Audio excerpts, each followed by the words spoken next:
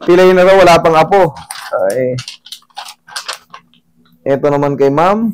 Impression, diffuse this bulge, L4, L5, causing bilateral inferior recess, narrowing, and mild central spinal canal stenosis. Mild diffuse this bulge, L2, L3, L3, L4, causing mild bilateral inferior recess of narrowing and mild central spinal canal stenosis. This desiccation change in L4, L5, multi-level modic type 2, end plate change in as are part of degenerative disease. Multi-level bilateral. Bakit mas bugbog na bugbog yung likod mo? Hindi ka naman nagbabasketball. Ngayon, ang nangyayari dyan, alam mo bakit? Yung mga gawaing bahay sa paglalaba, may masakit na, tiis ng tiis, yun. Ipit na, siyempre, hindi, normal lang to. Mamaya, pag napahinga ko to, okay lang. Balikat yan ang presa. Ito nyo, bugbog sa natin, mas matindi pa. Si sir, nagbabasketball. Kayo, hindi kayo nagbabasketball. Ha? Pero yung pangkaraniwan dyan, yung bigat nyo, tagal ng upo, nagkakaroon talaga ng severe compression dun sa ano mo. Ngayon, nag-diffuse na siya, ma'am. Siyempre, yung tinuro ko kay sir, yung ganun-ganon, gawin nyo yun. Tapos ito, sa frozen shoulder. Anong sabi lang napilipit? Sumakay ako sa bangkang malaki namin. Pagbaba ko doon sa aming palaisdaan, malambot yung matungtungan ko. Ngayon, parang nalaglag, tas napilipit. Ay! Okay. Hindi siya na-dislocate, pero siyempre, yung mga tendon nito, yung mga muscle, pero so far, so good naman eh. Alam niyo kung bakit? Pag ito ay pilipit, hindi mo maaangat yan basta-basta. Hirap, sir. Hirap po. Ayan. Yan. Katulad yan. Meron siyang ayusin natin. Yan yun. Kumbaga, pero mild pa to. Yung iba kasi, konting ganyan, andali master, sakit. Kahit sa masakit sa inaano ko, inikot-ikot ko. Very good. Para mag-round yung head humerus. Ayun nga, tama naman ma'am, naramdaman nyo nung inangat ko, masakit. Tama yun. Ibig sabihin talaga may problema. Kasi nga, nalaglag siya na parang napilipit siya eh. Pero, kaya natin yan. Ipapahinga lang yan, ma'am. Sa mga gawaing bahay, ma'am, kung meron naman kayong kasambahay, kailangan nyo yun para may... Wala, bugbog sa doon na yung likod nito, sir. Mas malala pa sa inyo, sir, sa totoo lang. Sa spacing, matindi. Pawis na yan, pamumutali. Oo. Sige, pag matagal kayo nakaupo at may mga ginagawa yung payuko-yuko-yuko, kala nyo safe yun. Pag meron na kayong tinatawag na diffuse this, mapipirat po ng todo yan. Mapipirat yan. Tandaan nyo, ang this, hindi na po yan nagre-regenerate. Dating pirat, ganito, napirat, hindi na po yan umaahon ulit pag gumaling. Tightening this na po siya. So, magpapatuloy na po yan hanggat kayo ay nahihirapan sa mga trabaho ginagawa nyo. Kung kayo ay magbubuhat, magpatulong. Katulad yan, kayo naman pala ang may-ari ng fish pond, kumuha na kayong mga tao nyo ron. Hayaan nyo na, monitoring na lang kayo kasi aaninin yung pera kung palagi lang napupunta sa pagpapagamot. Kasi hindi kayo makalakad, sobrang sakit ng balakang nyo. Yung gagasusin nyo sa pagpapa-hospital at pagpapa-check ng nasasaktan ba kayo, kumuha kayo ng tao ng taga-buhat nyo. Ang gagawin nyo, mando-mando na lang kayo. Total, kayo ang may-ari. Hindi na naman po ako ngayon nagpapatuka gaya ng dati. Maraming mga walang trabaho dyan sa mga paligid nyo, yung mga kamag-anak nyo na malalayo. Kaysa humingi lang sila ng humingi, bigyan nyo ng trabaho. Ganun na lang. Kasi kayo ang nagdudusa katulad ito, bugbog sarado to. Kaya nga, basahin nyo lang yun eh, tapos i-research nyo. I-type nyo sa YouTube, i-type nyo sa Google, what is kayong kawawa. Kayo naman pala ang may-ari ng ispan. Kaya nyo magbayad ng mga 300, 400, 500. Dito, magpapagamot kayo. Dalawa kayo, di gagastos kayo ng 1,000. Kung yung tao, silang pinagbuhat nyo, ngayon pipilipitin ko kayo, yun din ang sagot niyan. Pakabilang pilipit naman. Ay, sarap. Naramdaman nyo? Bumalik. Okay? Ayusin muna natin yan. Wait lang. Naramdaman niyo yun, ma'am? Ramdam na ramdam ko eh. Pero ko talaga siyang itaas. Wait lang. Kung iangat. Iyan nyo lang muna. Ganyan nyo lang. I-relax nyo lang muna. Let me. Kumbaga, hayaan ko munang Massage. imamassage ko muna kasi naibalik na yung napilipit eh. Ramdam na ramdam talaga oh. Tumunog eh. Pero yon hindi naman yan, hindi yan kayo mapipili dyan kasi ibinalik lang. Kasi kung na-twist kayo or nasobrahan or talagang napilipit pa ng mali ang pilipit, ngayon pa lang, kagaya nung nalaglag kayo, tsakit. Ganun. Napilipit ako, ang sakit. Pero merong araw talaga hindi ko yan nakikilo. Lalo na yung kinabukasan. Yung kinabukasan, grabe ang sakit mo. Yung araw, matindi. Oo, basta yung ano na yan, yung paglipas ng kinabukasan, paggising nyo ng maga. Ano to? Isa pa po'y wala kaming makasamang driver at ano naman po'y kailandaan din yan. Kumukuha na kayo ng ano, kahit pa paano. Kasi si Sir, sira na rin ng balakang. Hindi na rin kayo pwede sa mga... Ayun, magkano lang naman maglalaba?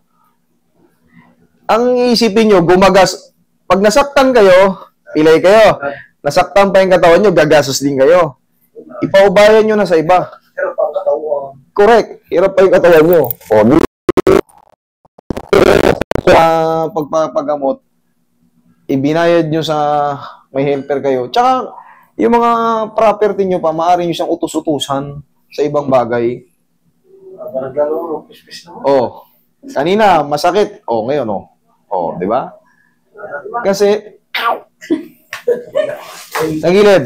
Lagitip na lang, ipalit. Na-adjust lang isa, ha? Okay, isa na tayo. Dito na tayo sa balakang. Kung, hindi, mamaya pag nakatihaya kayo. Sige. Yan naman kami mapapagsak sa motor. Relax lang. Nasimpla kayo sa motor? Diyos me. Relax lang. Tagal na. Kung kakayanin nyo pa mag-diet, ma'am, ha? Konti lang. Yun ang problema. Medyo bumibilog kayo. Pag umiidad kayo at bumibigat kayo, anong sa tingin nyo yung mararamdaman ng mga joint nyo? Magre-reklamo yan sila. Hindi kaya. Hindi kaya, magre-reklamo yan. Matagal kayo nakaupo, matagal nakatayo, magre-reklamo yan. Sa upo, pag Correct, magre-reklamo yan kasi hindi sila sanay sa mabigat. Hindi kaya ng Relax mga lang. pa, ano,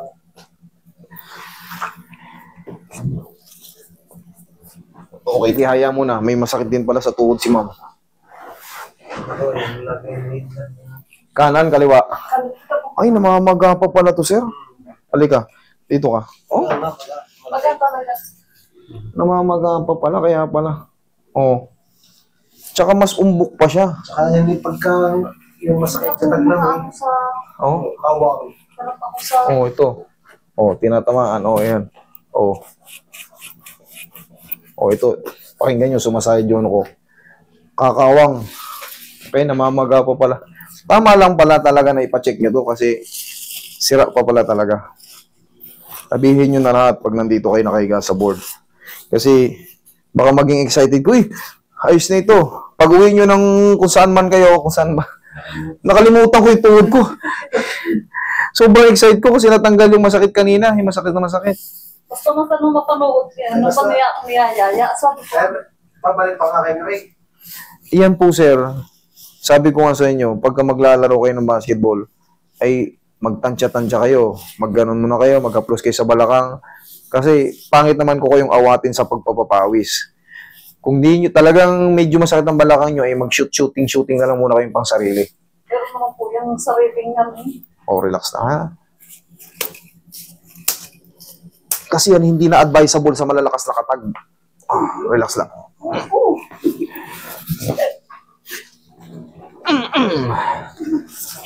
Okay. Lambutan mo lang. Yan, sige pa. Iyon. Sige. Alis na ang sulo. Lagot ako Ray. So mga talaga hirap akong kumakang kahit sa harap. Nahihirapan sa bigat.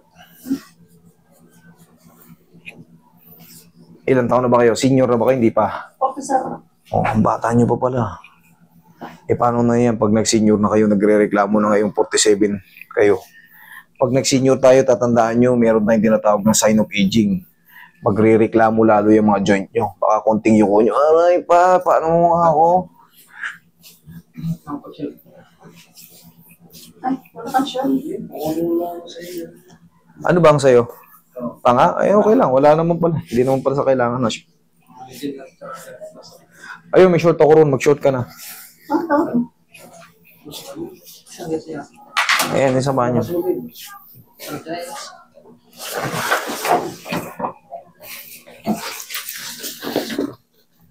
Ba, kaya ng isayad ah. Relax na. Oh. Dapa. Dapa. Babalikan natin mamaya yan. Yan. Baga na rin. Saan ba kayo? Batangas? Agoncillo? Ay, mga palaisdaan talaga yan. Sa inyo pala yung...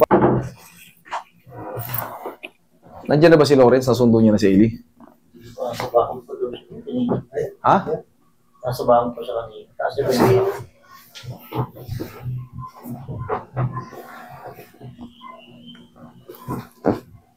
Hello.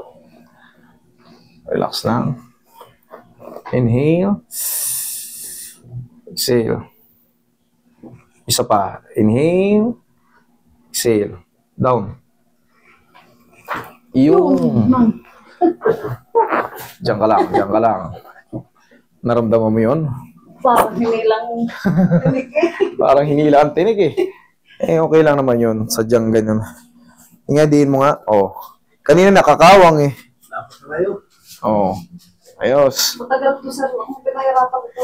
Kasi nga, hindi mo naman pina-adjust. Sadya mo lang tinitiis. Eh, syempre, nakakaradi. Sir, manapilot na po niya. Hindi. Ito yung hinilot. Ay, nilalamag lang naman yung Hindi kailangan talaga pipitikin yan dyan. Tapos, kahit pa paano, Marami na po. hatakin. Kanina, Kung gumamot ito. Tapos pinag-x-ray ko ba, wala daw damage. meron po tayong tinatawag dyan ng mga meniscus. Hindi yun yung ano, walang fracture siya, pero napupudpud yung meniscus. Ngayon, nagbabago yung alignment sa loob. Pero yan, kaya naman natin yan. Eh, nagkataon lang na hindi tumugma dun sa pinahilutan nyo. Kasi pag mga regular na hilot, hindi uubra. Kailangan talaga mayroong adjustment. Pitikin na rin natin itong kabila.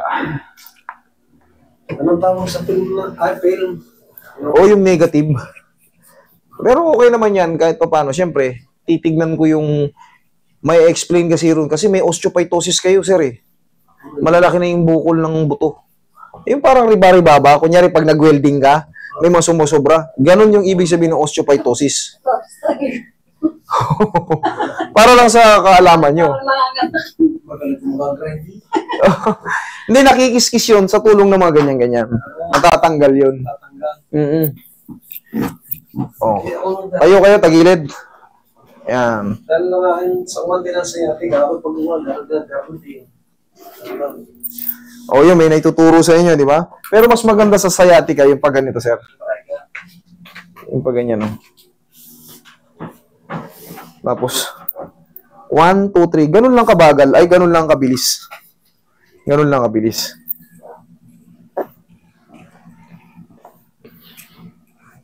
Tapos, syempre, yung squeeze ng balakang. Ha? Squeeze ng balakang.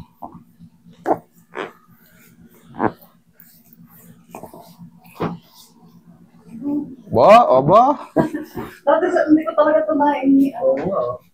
Naramdaman niya, ginanong ko, pinilipit ko. Pero hindi pwedeng gawin yun ng mga hindi yung mga hindi pa na marunong. Baka magpilipit-pilipit kayo dyan ng kung sinong kapatid nyo. Huwag yung gagawin. Ang nakakaintindi lang ang gagawa. No? Siya na daw ang Gagawin mo eh. Sabi ko na ko. Meron po tayong mga... Siyempre, kabisado ko yung ginagawa ko, kaya hindi kayo napapama. Yung mga nanonood, lalo sa mga bata, huwag yung gagayahin ginagawa ko kasi baka may subok-subukan nyo sa mga baby nyo kapatid. Pilipitin nyo. Okay ma'am, tayo kayo, lakad kayo, check mo, pati yung tuhod mo, check mo, anong maganda? Ang lagoto. Pero may kaunti pang Ano? yung parang may manhit pa. May konti lang. Kaunti na lang. Okay, sige. Abang-abang ka lang ng konti dyan. Dito ko muna.